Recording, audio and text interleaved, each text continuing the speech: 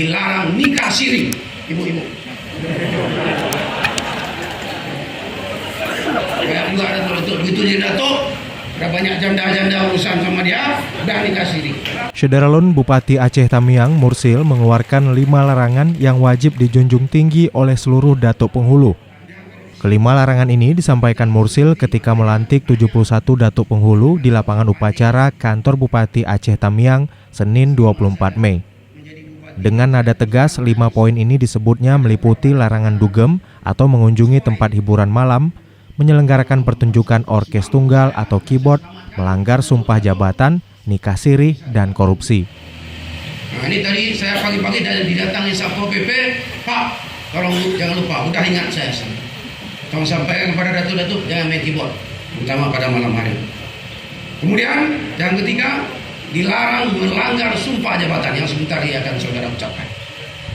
Yang keempat, dilarang nikah siri, ibu-ibu. Kayak juga ada tuh begitu dia datuk, ada banyak janda-janda urusan sama dia, dan nikah siri.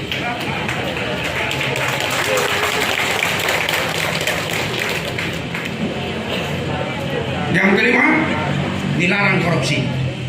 Kalau korupsi, bisa inspektorat nggak bisa kembalikan masuk ke APH.